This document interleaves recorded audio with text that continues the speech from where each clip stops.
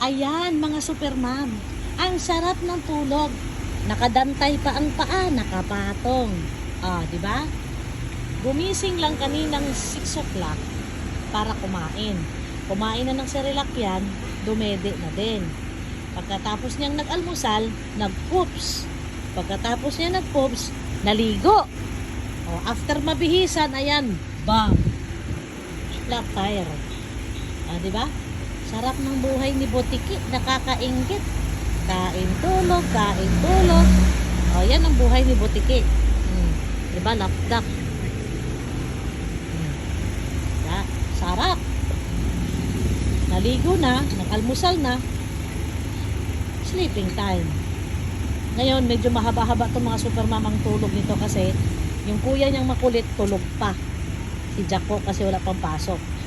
So, ngayon, makakagawa tayo ng trabaho natin. Maglaba, magsampay, maghugas, magluto. Kaya dyan ka na muna. Have a nice sleep. Bye-bye!